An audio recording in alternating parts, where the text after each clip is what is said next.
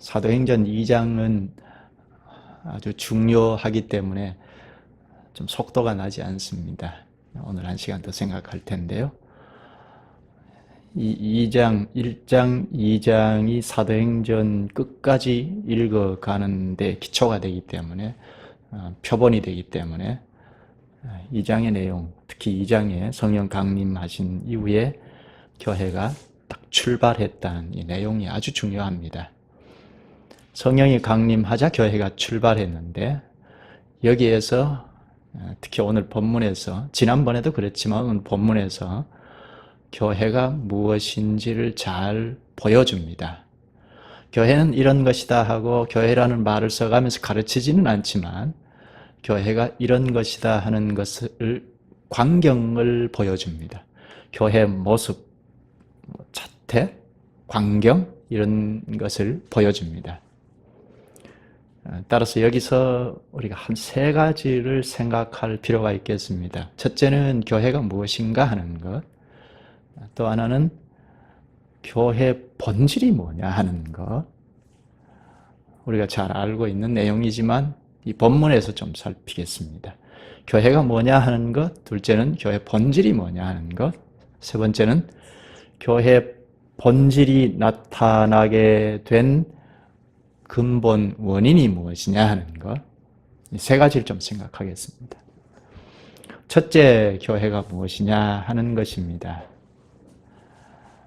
우리가 과거에 교회에 대하여 한참 생각을 하지 않았습니까? 교회라는 주제를 놓고 한참 생각했는데, 그 생각할 때도 우리가 이미 알게 되었지만, 성경 어떤 본문을 잡아서 보든지 어떤 본문에서 교회는 이것이다 하고 한마디로 말하지 않습니다.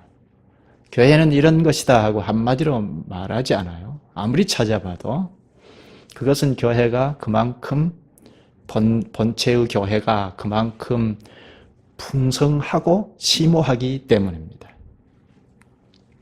그래서 성경에는 교회에 관하여 본체의 교회가 하나 있다면, 집으로 말하면 대궐 같은 큰 집이 있다면 이쪽 면 저쪽 면 또 깊이 있는 거 안으로 들어가서 이모 저모를 다각도로 가르치는데, 이런 점들을 한꺼번에 다 가르칠 수 없으니까 그림 언어로 그림을 그려가면서 가르치듯이 이쪽 저쪽 면을 쭉 가르칩니다. 그만큼 교회가 한마디로 다 말할 수 없다는 겁니다. 그처럼 오늘 본문에서도 교회의 한 면을 말하고 있는데 교회의 광경을 말하고 있습니다.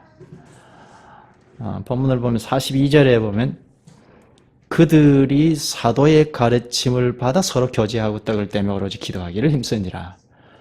이것이 교회다 하고 그려주고 있습니다. 광경을 보여주고 있습니다. 여기 그들은 누구죠? 앞에 우리 지난번에 본 사도의 설교를 듣고 회개하고 세례를 받은 사람들, 회개하고 세례받고 예수 그리스도 안으로 들어온 사람들이 그들이죠. 그들이 사도의 가르침을 받아 서로 교제하고 떡을 떼며 오로지 기도하기를 힘쓰니라. 이 문장이 참 중요합니다. 그게 뭐냐? 이게 교회의 광경인데 뭐냐? 한마디로 말한다면 그 뒤에 44절에 믿는 사람입니다. 믿는 사람이 다 함께 있어 모든 물건을 서로 통용하고, 교회가 뭐냐 할 때 한마디로 말한다면 이 본문에서는 믿는 사람이란 말입니다. 그저 예수 믿는 사람들이 아니라 믿는 사람들이 다 함께 있다는 겁니다. 함께 있다는 것이 매우 중요합니다. 요즘 예수 믿는다 하고 함께 있지 않는 사람들이 많잖아요. 가나안 교인이라고 하나요? 안 나가는 교인, 교회 무교회주의자 같이 함께하지 아니하는, 그러면서 나는 예수 믿는다, 구원의 백성이다, 이렇게 하는 사람이 있거든요. 그건 교회가 아니죠. 교회는 그리스도 안에서 함께 있는 것, 함께 한다는 것이 매우 중요합니다. 믿는 사람이 다 함께 있다는 겁니다.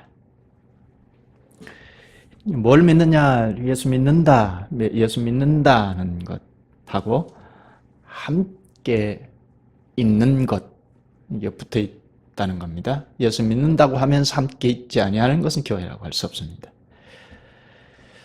여기 첫째는 사도의 가르침을 받아 하죠. 사도의 가르침을 받아 함께 모이는 게 분명하면 교회입니다. 좀 더 붙이면 사도의 그 설교를 듣고, 베드로가 설교한 거죠. 베드로의 설교를 듣고 회개하고, 회개는 돌이키는 거라고 했죠. 돌이키는 거, 한번 돌이키면 끝이 아니고 끊임없이 우리가 돌이켜서 걸어가는 그 길을 놓지 않고 가야 하죠. 우리 안에 육신은 계속 발목을 잡는데 그걸 딛고 일어서서 끊임없이 생명의 길로 가야 하죠. 그러니까 돌이켜서 회개의 사실, 돌이켜서 생명의 길로 걸어가는, 그리스도를 쫓아가는 사실이 명확하면 참 그리스도인이고 교회라는 겁니다. 그리스도의 다스림을 받아 사는 게 분명하면, 또 성령이 이제 강림하셨으니까 성령의 지도를 받아서 인도를 따라서 살아가는 것이 분명하면 참 그리스도인이고 교회라는 말입니다. 이건 오늘도 마찬가지죠. 사도의 가르침을 받아가는, 목사가 가르치는데 사도의 가르치는 것을 잘 이어받아서 대언하면, 그리고 그것을 잘 받으면, 그렇게 교회가 된다는 겁니다. 그리스도의 다스림을 받아서 사는 것이 분명하면, 혹은 성령의 인도를 따라서 살아가는 것이 분명하면 참 그리스도인이고 그들의 회중이 참 교회라는 말입니다. 여기 교회가 이것이다 하고 딱 보여주면서 47절에 결론을 내립니다. 하나님을 찬미하며 온 백성에게 칭송을 받으니 주께서 구원받는 사람을 날마다 더하게 하시니라. 여기 중요한 말이 구원받는 사람입니다. 구원받는 사람이 교회라는 말입니다. 구원의 신앙을 가진, 회중들이 다 구원의 신앙을 가진, 이것이 교회라는 말입니다. 구원받는 사람이 있으니까 구원받는 사람을 주께서 날마다 더 하게 하신 거죠. 처음에 120명이 그러면 구원받는 사람, 구원의 신앙을 가졌다는 뜻이고, 거기에 3,000명이 구원받는 사람 3,000명이 더해졌고 지금 점점 더해진다는 거죠. 교회는 한마디로 다 말할 수 없어서 여기 광경을 보여줍니다. 뭐냐? 구원받는 사람이라는 말입니다. 믿는 자들이 함께 있는 것, 이것이 교회다 하고 출발합니다. 이게 신약교회의 시작이에요. 그러니까 오고 오는 모든 교회는 교회라고 한다면, 그리스도의 교회라고 한다면 이 광경을 잘 살펴보고 우리를 비춰봐야 옳죠. 둘째, 무엇이죠? 교회의 광경을 이렇게 봤는데 본질적인 게 뭐냐 하는 겁니다. 교회 본질이 무엇이냐 하는 겁니다.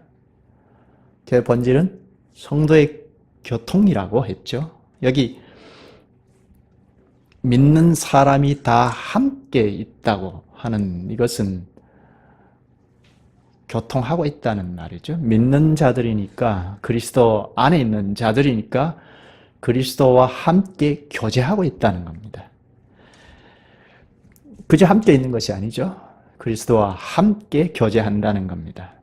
첫째는 주님 앞에서 예배하고, 예배하면 대언자가 그리스도를 대언하니까 그리스도께서 우리와 늘 함께 하심을 말씀을 들으면서 알 수 있죠. 말씀과 함께 함으로 우리가 실감을 하죠. 예배에서 그리스도와 함께 교제하고 말씀으로 교제하고, 그리고 예배를 폐하면 우리가 성도들이 함께 하면 자연히 그 말씀으로 교제를 하니까 그리스도와 함께 있게 되죠. 신령한 교제가 이루어집니다. 더 나가면 그 밑에 물건을 서로 통용하는데 44절에 말하죠. 믿는 사람이 다 함께 있어 모든 물건을 서로 통용하고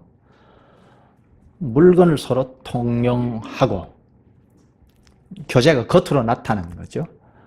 성도의 교제가 그리스도와 함께 교제하고 즉 말씀과 함께 교제하는데 그게 겉으로 나타나는 겁니다.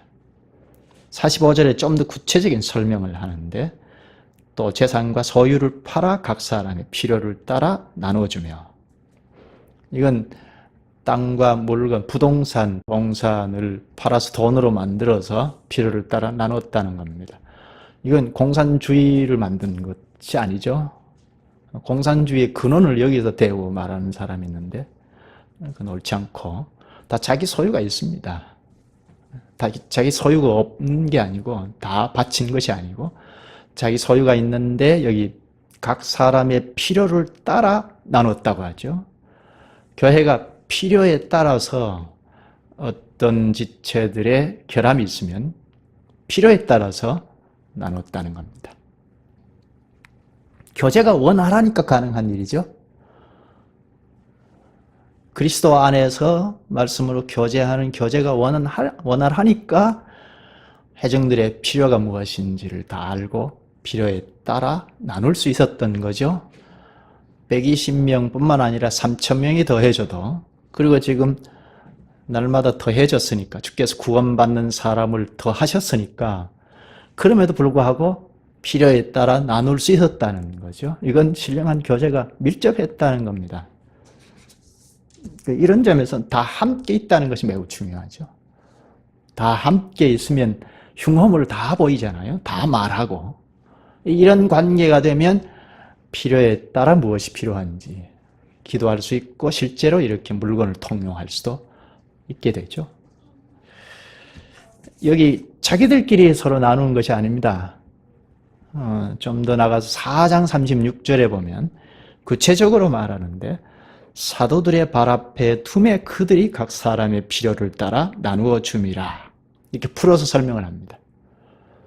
동산 부동산을 팔아서 돈을 만들어서 옆에 있는 사람들끼리 뭐 더 잘할 수도 있잖아요. 누구보다 잘할 수 있잖아요. 그래서 그 필요에 따라서 자기들끼리 나누는 것이 아니고 사도들 발 앞에 두매 이건 주님께 맡긴 거죠. 주께서 필요에 따라서 공급할 수 있도록 한 겁니다. 이게 교회 질서이죠. 무질서하게 자기들끼리 뭘 했다는 것이 아닙니다. 누가 어느 정도이고 파악하는 문제, 회중들을 파악하는 문제는 사실은 사도들이 제일 잘 알죠. 오늘날 말씀을 대언하는 자가 제일 잘 알죠. 속속들이 잘 안다는 것이 아니고 말씀에 비추어서 말씀으로 지도하고 말씀으로 비추어서 보니까 잘 알죠. 회중들은 그 말씀의 지도를 받아서 살고자 하니까 잘 알죠. 그래서 필요에 따라서 분배할 수 있는 겁니다. 그렇게 해서 가난한 사람이 없었다고 34절에 말합니다. 이것은 구약으로 거슬러 올라가서 율법에서 주께서 하신 약속의 성취입니다. 신명기 15장 4, 5절에 보면 하나님께서 말씀을 다 지켜 행하면 가난한 사람이 없으리라 하고 약속하셨습니다. 그 약속이 지금 신약교회가 서자 바로 성취가 됩니다. 예루살렘 교회가 구제함으로 가난한 사람이 없었다고 합니다. 당시에 가난한 사람이 참 많았습니다.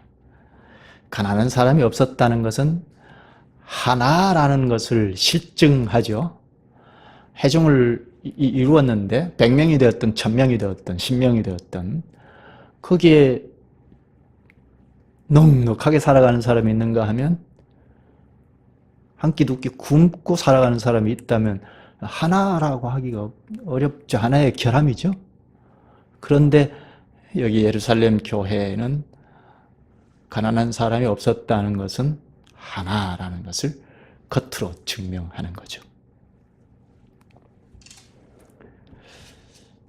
그 다음 46절을 볼까요? 날마다 마음을 같이하여 성전에 모이기를 힘쓰고 집에서 떡을 떼며 기쁨과 순전한 마음으로 음식을 먹고.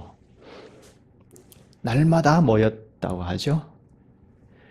날마다 마음을 같이하여 성전에 모이기를 힘쓰고 날마다 성전에 모이기를 힘썼다고 합니다. 왜 성전에 모였을까요? 제사하기 위함은 아닐 겁니다. 이미 그리스도 안에서 구약의 제사가 완전하게 성취되었다고 알고 믿고 새 이스라엘 교회를 이룬 사람들 아닙니까? 그러니까 성전에 제사하러 가기 위함이 아니죠. 여기 42절의 말씀대로 그들이 사도의 가르침을 받아 서로 교제하고 떡을 떼며 오로지 기도하기를 힘쓰니라. 성전에 모였다는 것은 이런 걸 하기 위함이죠. 사도의 가르침을 받기 위하여, 또 서로 교제하기 위하여, 떡을 떼기 위하여, 혹은 오로지 기도에 힘쓰기 위함이죠. 당시에 성전에서 기도하는 것이 아주 자연스러웠습니다. 그동안 해왔으니까요. 새로운 교회가 출발했으니까 당면 과제가 있을 것 아닙니까? 어떻게 존재하고 어떻게 전진해야 할지 분명히 기도하지 않을 수 없었을 겁니다. 교회가 무엇을 하고 가야 할지 당연 문제가 있습니다. 우리가 생각하기에는 이 예루살렘 교회가 참 기쁘고 즐거운 것만 있다고 보기가 쉬운데 그렇지 않습니다. 문제가 있습니다. 무엇이죠?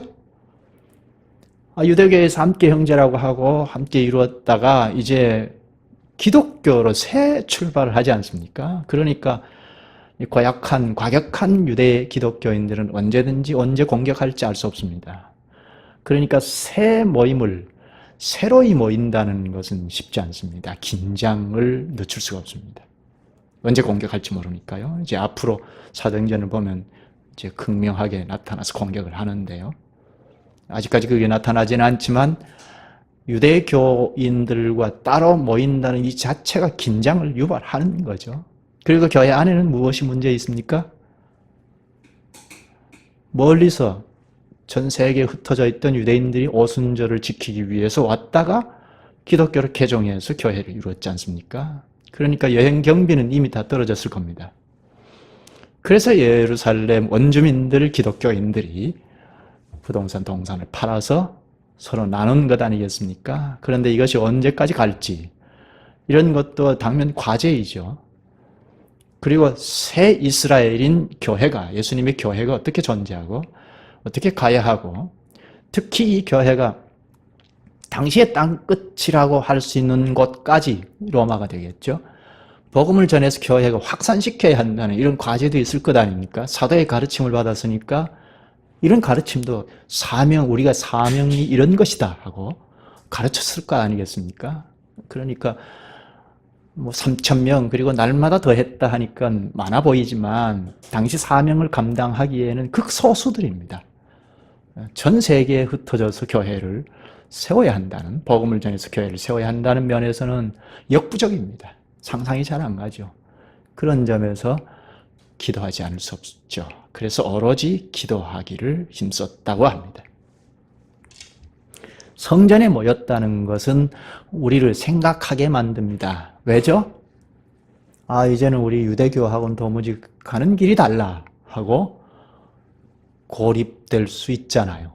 그동안은 성전에 모여서 기도하는 시간이 가서 기도하고 할 수 있었겠지만 이제는 달라 하고 다른 길을 갈 수 있잖아요. 그래서 고립되고 배타적이고 할 수 있잖아요.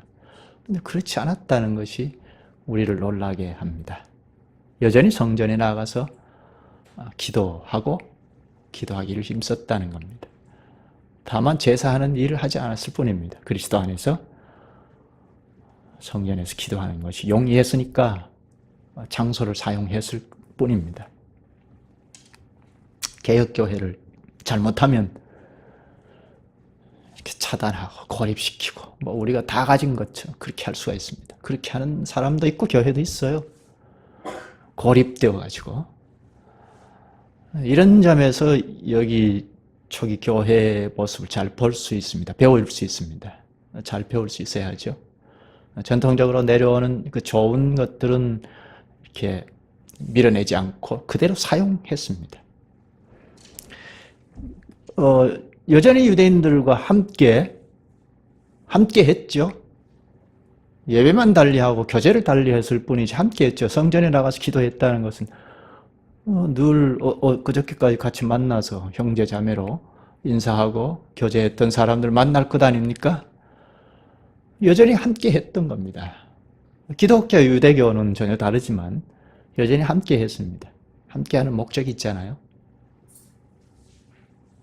우리가 불신자와 친밀하게 지내는 목적이 있지 않습니까? 그리스도를 전하기 위함이죠.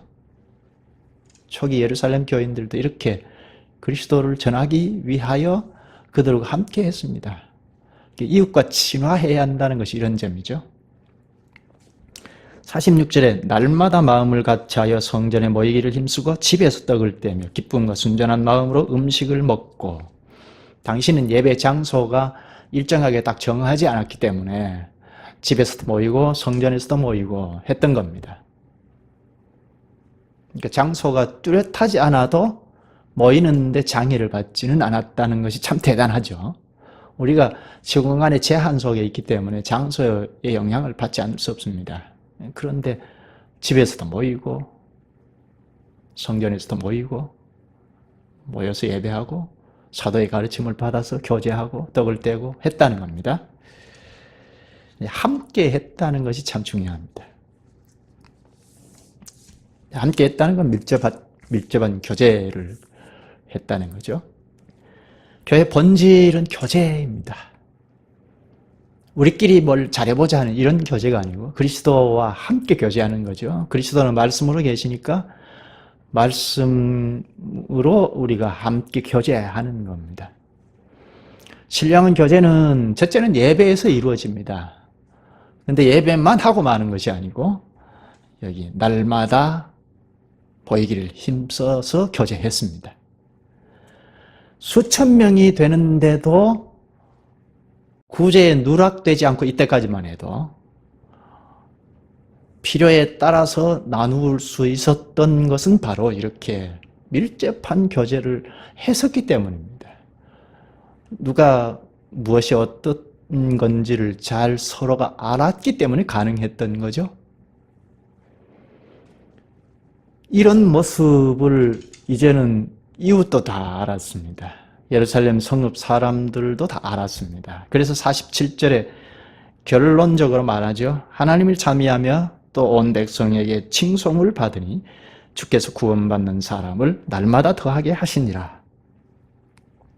하나님을 찬송하는 것도 성읍 사람들이 다 알고 그래서 칭송했다고 하죠. 성읍 사람들이 다 알았습니다. 이방인들이 아니고 유대교인들입니다.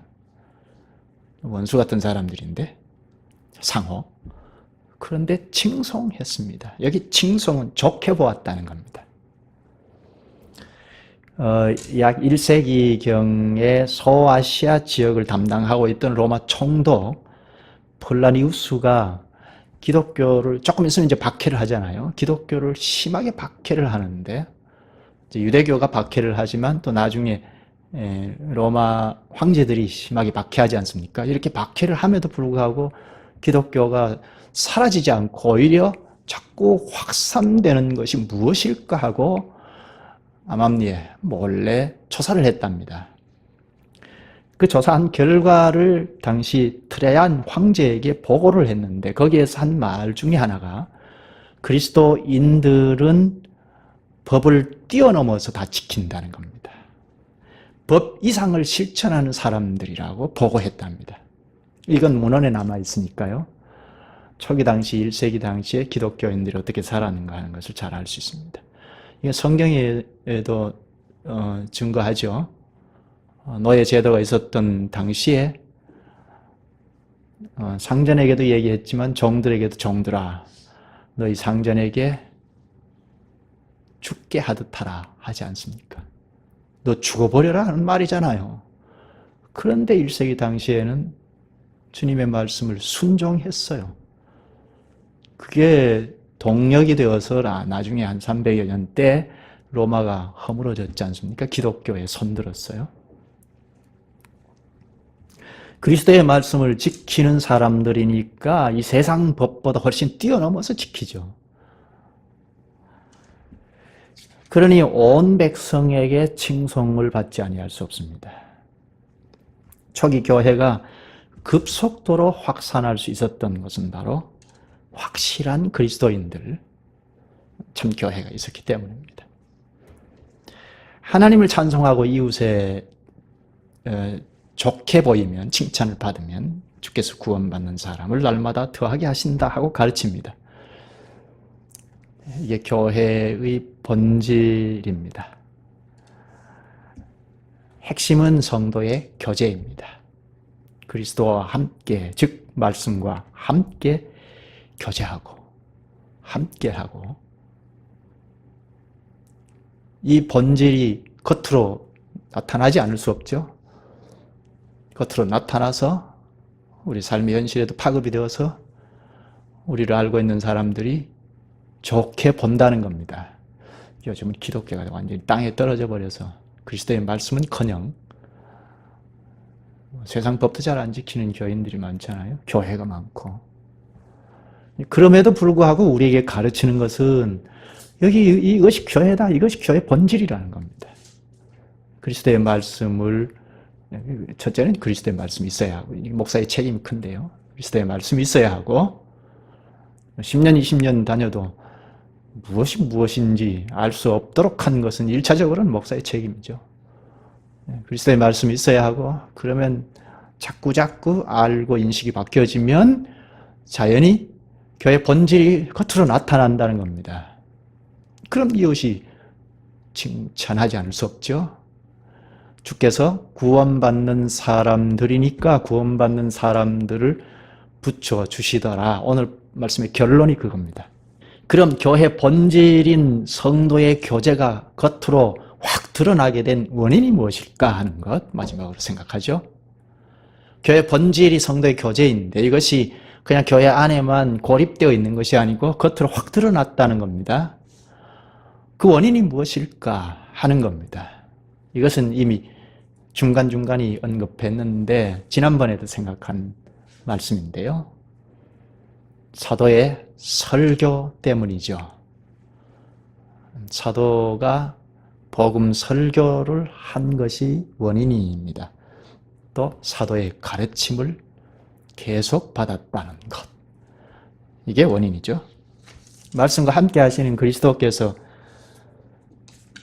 말씀으로 함께 하시면서 이렇게 하자 저렇게 하자 하는 것을 거기에 반응을 보이면서 말씀으로 살고자 하는 이런 회중이 그게 근본 원인이라는 겁니다.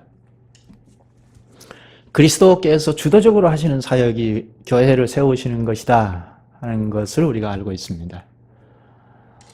그리스도께서 교회의 머리이시고 친히 말씀과 성령으로 교회를 다스리고 세워가십니다.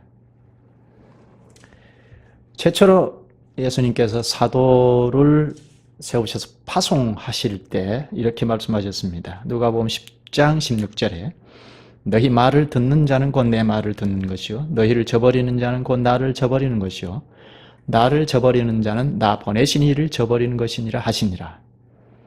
예수님께서 사도를 파송하실 때 하신 말씀인데 예수님과 이 사도들을 일치시켰죠. 지난번에 잠깐 언급한 말씀입니다. 사도를 파송하시면서 너희 말을 잘 들으면 내 말을 듣는 것이고 너희를 해치면 나를 해치는 것이고 이렇게 사도가 일치시켰습니다. 사도들도 이걸 잘 알았습니다. 성령의 힘을 입어서 잘 깨달았던 건데 고린도후서 5장 20절에 보면 그러므로 우리가 그리스도를 대신하여 사신이 되어 하나님이 우리를 통하여 너희를 권면하시는 것 같이 그리스도를 대신하여 간청하노니 너희는 하나님과 화목하라. 하나님과 화목하라는 것은 구원의 신앙을 가져라, 구원받으라는 말인데 이 사도가 하는 말이 그리스도를 대신하는 사신이라는 말입니다. 그리스도로부터 전권을 위탁받았다고 합니다. 그러니까 잘 깨달았던 거죠. 사람이 저렇게 권위주의에 빠져서 되겠는가. 뭐 이런 사람들은 안 되고, 그러나 사도가 예수님의 가르침을 잘 받아서 예수님과 일치시켰다는 것을 잘 알고 위탁을 받아서 전권대사로서 행사했다는 겁니다. 그래서 이 사도들은 하고 싶은 말이 얼마나 많겠습니까만, 사도들의 가르침을 보면 어디에서도 사사롭게 한 말이 없어요. 사도들이 할 말을, 자기 하고 싶은 말을 한 곳이 없어요. 다 그리스도를 대언했습니다. 그리스도가 누구시고 어떤 일을 하시는지 여기에 굴복하라 하고 그리스도를 대언했습니다. 그러니까 이 사도들이 잘 깨달았다는 것을 알 수 있죠. 고난만 가지고 있다는 것만 가지고 막 휘둘러 버렸다면 권위주의로 나타났을 텐데, 그렇지 않고 그리스도를 잘 대언했습니다. 그래서 심지어 갈라디아서 1장 8절 같은 경우에는 하늘로부터 온 천사라도 우리가 전한 복음 외에 다른 복음을 전하면 저주를 받는다고까지 했습니다. 그렇게 할 수 있었던 것은 그리스도를 대언했기 때문입니다. 그만큼 권위가 있었다는 겁니다. 그 말을 받는 사람들이 예루살렘 교회를 형성했습니다. 본문으로 돌아가서 42절에 그들이 사도의 가르침을 받아 서로 교제하고 떡을 떼며 오로지 기도하기를 힘쓰니라. 사도의 대언을 듣고 회개하고 세례를 받고 교회에 참여했는데 천국에 입성한 거죠. 그리고 끝이 아니고 이제 됐다 하는 것이 아니고 계속해서 회복해 가야 하는 걸음걸이를 걸어가야 하니까 사도의 가르침을 계속해서 받았습니다. 계속 그리스도의 말씀을 지도받았다는 거죠. 그리고 교제하고 떡을 떼고 오로지 기도하는 데 힘쓰고 했습니다. 당시 사명이 있잖아요. 그럼 우리가 해야 할 사명이 무엇인가 하는 것을 생각하고 사도의 가르침을 받아서 땅끝까지 사도 시대 때에, 이제 당시는 비상시기니까 사도 시대 때에 땅끝까지 복음을 전해서 교회를 세워야 하는 당연 과제가 있구나 하는 것을 인식하고 기도하지 않을 수 없었죠. 그래서 오로지 기도하는 데 힘썼습니다. 또 그리스도께서는 사도들을 이렇게 파송하시면서 일치시킨 것처럼 교회가 설 것을 예상하고 사도들을 통하여 직분자인 목사를 세우실 것을 말씀하셨습니다.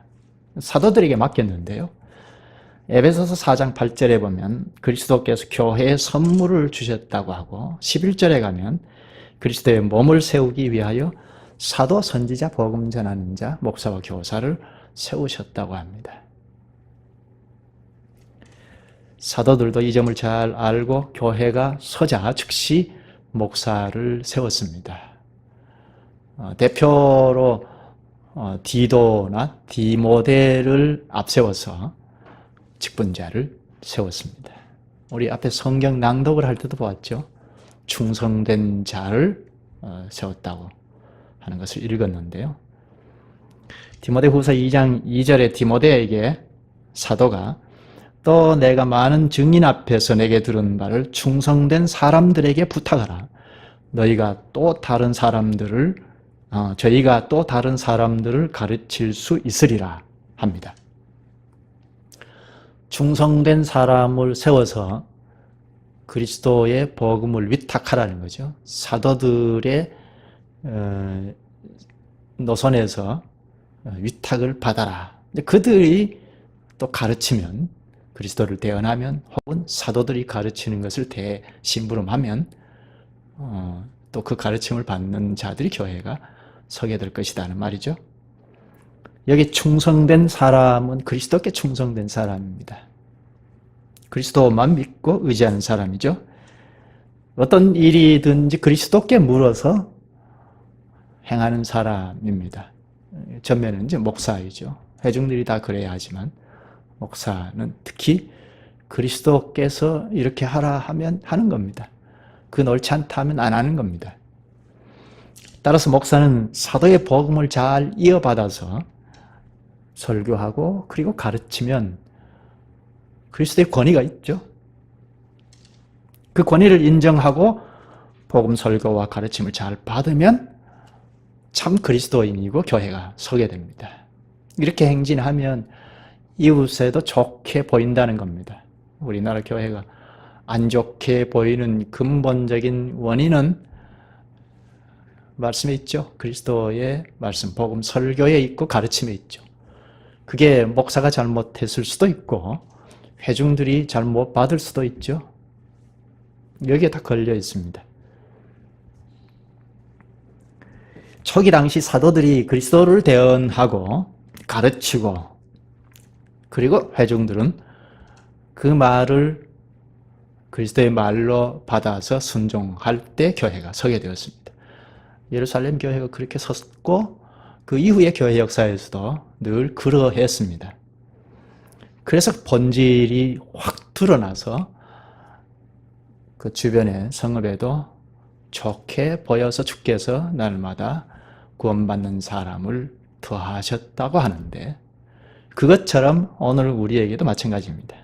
목사의 책임이 큰데 첫째는 그리스도를 잘 대언해야 하고 가르쳐야 하고 그러면 그리스도께서 그걸 사용하시죠. 그리스도를 대언하는 그 말씀이 뭐 전에도 저도 땅에 떨어져 버리고 하늘에 사라져 버리고 공중에 사라져 버리고 그렇지 않죠. 말씀은 언제든지 있습니다. 근데 그것을 그리스도의 말로 사람의 말로가 아니고 그리스도의 말로 잘 받는 회중이 있으면 교회가 서고 교회 본질이 잘 드러납니다. 그러면 이웃이 불신자들이 좋게 보여 주께서 그걸 쓰셔서 구원받는 사람을 더하게 하신다는 겁니다. 이게 이 예루살렘 교회에서 우리에게 가르쳐주는 주님의 말씀입니다. 그러니까 제일 중요한 것은 그리스도의 말씀이죠. 어떤 좋은 프로그램이 아니고 그리스도의 말씀이 가장 중요하죠. 그러니까 교회를 세우느냐 허물어 버리느냐 하는 그 핵심은 바로 그리스도의 말씀에 있습니다. 그리스도의 말씀을 어떤 방법으로든지 방해를 받지 않게 하면 교회가 설 가능성이 있고 근데 어떤 방법으로든지 그리스도의 말씀을 방해해버리면 힘을 못 쓰게 해버리면 교회는 허물어집니다. 뭐 몇만 명이 모였다 하더라도 누구는 성경을 읽지 못하게 만들면 교회가 허물어진다고 하는데요. 회중들이 그래서 성경을 많이 읽으라 하는 교회도 있는데 그렇지 않습니다.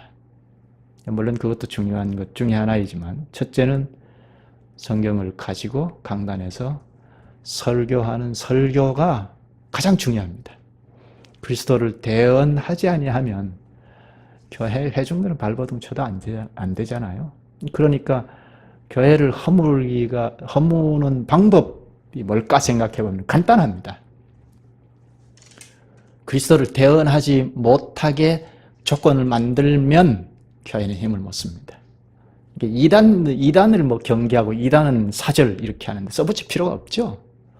교회가 힘이 있고 분별력이 있으면 써붙일 필요가 없죠. 그러니까 약하니까 그러죠. 근데 이단들이 좀 지혜가 있다면 교회를 허물려고 하는 지혜가 있다면 우선 강단의 설교를 그리스도를 대언하지 못하게 조건을 만들면 됩니다. 뭐 돈을 투자해서 만들든지 그러면 쉽게 설 수가 없죠. 근데 교회가 설 수 있는 것은 그리스도를 대언하는 상황을 만드는 것 그러면 교회가 잘 설 수가 있습니다. 그 어떤 조건 환경이라 하더라도 그리스도를 대언하는 환경을 만들고 그리고 회중들이 그 말을 사람의 말이 아니고 그리스도의 말로 잘 받으면 거기서 그리스도 교회의 본질이 잘 나타나서 크게 흘러넘치면 주께서 구원받는 사람을 더하게 하신다 하는 것을 오늘 본문에서 명백하게 우리에게 말씀합니다. 기도하시죠. 전능하신 주님, 주님께서 성령을 주시고 복음 설교와 가르침을 사용하셔서 사람을 불러 모으시고 신약교회가 출발하고 교회 본질을 확연히 드러내시는 것을 저희에게도 가르쳐 주셔서 확신을 주시오니 감사옵나이다. 오늘도 주께서 사도의 가르침을 이어받은 목사가 전하는 복음 설교가 있어야 하고, 복음 설교와 가르침을 주께서 쓰셔서 회중을 모으시고 교회 본질을 나타내실 것을 믿사옵나이다. 그리하여 구원받는 사람을 날마다 더하게 하시는 주님을 믿게 하시오니 감사옵나이다. 무엇보다 목사의 가르침과 설교가 중요함을 알고 저희는 그리스도를 잘 배우고 깨달을 수 있어서 날마다 교제가 더 깊어지고, 그리하여 그리스도의 말씀이 우리를 새롭게 하고 삶의 능력을 나타내요. 이웃에게도 이 본질적인 문제가 드러나서 칭송을 받아 주께서 구원받는 사람을 날마다 더하게 하실 것을 믿고 나아가게 하시옵소서. 예수님 이름으로 기도하옵나이다. 아멘.